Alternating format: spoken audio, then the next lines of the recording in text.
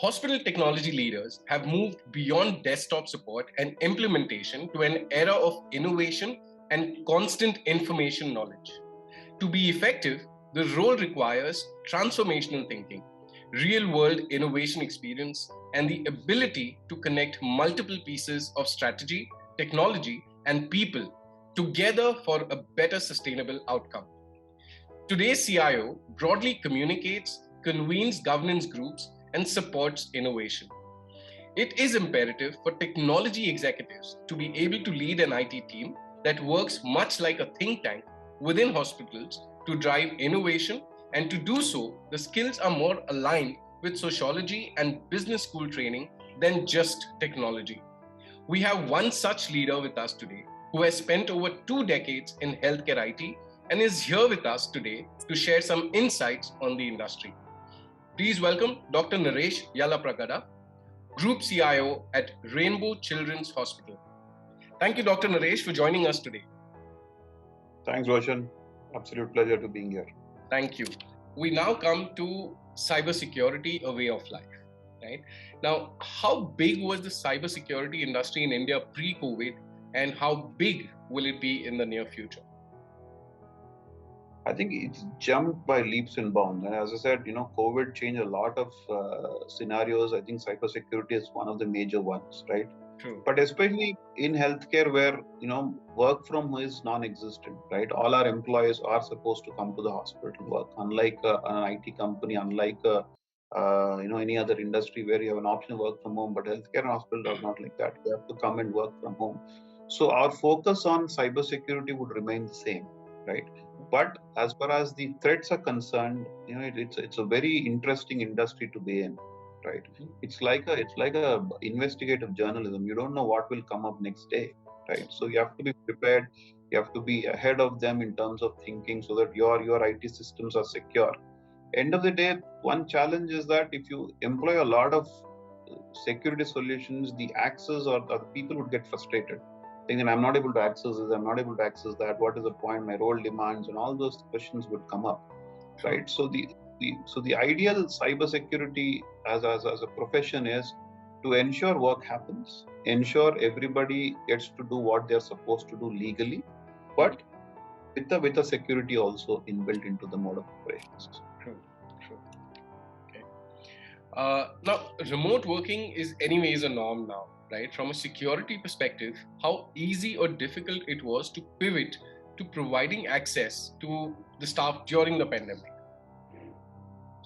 It was a challenge. I would say it was a major challenge because your access to your corporate network has to be secured, right? Where people didn't have official, desktop or laptop systems where they were using, their own stuff at home. We were not sure how secure were they, right?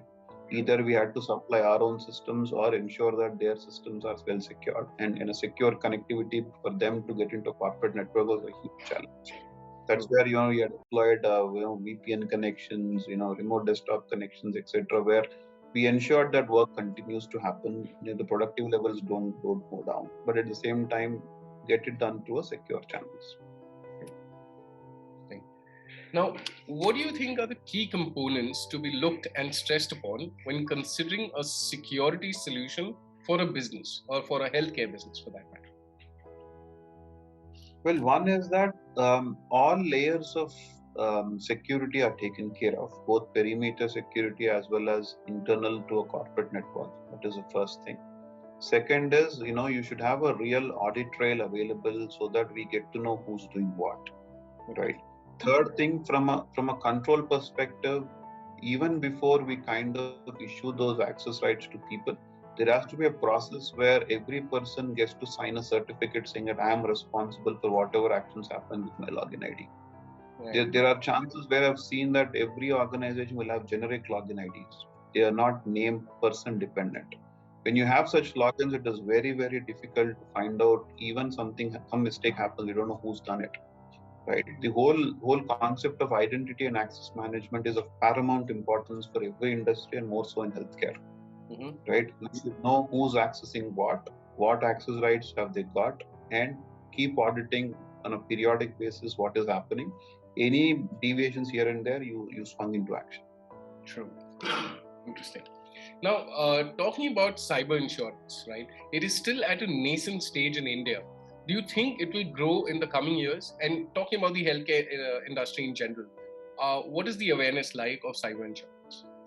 I think a couple of insurance companies had approached me in the past with a cyber insurance, but I think it's not in mainstream as of now, right? Especially in healthcare. I'm not sure whether if any healthcare organization has applied for cyber insurance, but I'll not be surprised in the near future people would look at it as one of the ways to secure your infrastructure, your network. Right. I think it's coming. I'm sure we will have to take that. Right. So, basis my conversation with the other CIOs, CTOs, CISOs, the other industries are very gung-ho about, having cyber insurance as part of their strategies also. Now, you mentioned that healthcare is not so gung-ho about it. Any particular reason you would cite for that?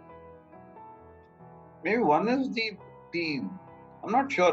As I said, not many people have approached me at least with cyber insurance solutions, but there a need. Of course, there is a need, right? Of course, there's a need for us to secure our infrastructure, secure our services, secure our applications, secure our users for that matter. Right. So I'm not sure why, but at least in the near future, I'm sure that this is going to come up. Interesting. All right. Now, cybersecurity companies are evolving, but so are the attackers, right? What do you think organizations must do to stay ahead of them? So it's very challenging, right? We don't know the hackers would come from which area, right? Where are the loopholes in our infrastructure? Sure. So getting a robust BAPT assessment done, which is one of your strategies for every financial year, right? Getting all your systems, all your network, all your applications up to date as far as the security is concerned. Getting an audit done, having one or two people dedicated towards monitoring your networks, monitoring your applications, monitoring your infrastructure, etc., are one of the ways in which you ensure that your systems are secure, your applications secure, your enterprise is secure for that matter. True. Interesting. Now, what is zero trust security, SP? The name suggests you don't trust anyone, right? Even in conduct, you don't trust anyone. So never trust, always verify, always keep auditing, always have a process in place in the organization. Whenever you give any access to any of the employees, irrespective of who that person is, at what role he is or she is, you have to have a process to ensure every person is accountable for the access they have within the enterprise. That's the base at which you start off. There's no negotiation on that. Once you have that in place, once the process is in place, then you execute your policies as far as securities are concerned. As I said, good security solutions who can monitor, alert you whenever breaches happen. True. Okay. All right. Now, is building a team of cybersecurity internally better than outsourcing it to pure play cybersecurity companies? I think I've seen organizations dabble with both the approaches. I've seen organizations having security professionals on their roles. I've seen organizations who outsource such functions. But I think my vote goes to having people within part of your team to manage the security better, right? So that the focus is there. So that I get to know as a CIO in terms of what is happening as far as security is concerned. There is, I suggest it's always better to have it as part of your team. Yes. Okay. Right. What do you think will be the top cybersecurity challenges and in the next couple of years, and how could one tackle them? As I said, it's a very interesting and a challenging discipline to work in, right? It's like investigative journalism, as I said. Right? So you have to be abreast on all modes of security challenges which any organization would face. As I said, from an applications perspective, from an audit perspective, from a people perspective, and from a R&D perspective, you have to keep abreast of all the things which are happening in your enterprise. Right, there are a lot of sessions happening on a virtual medium, which run by so many cyber security companies, which do a lot of good R&D as far as security is concerned.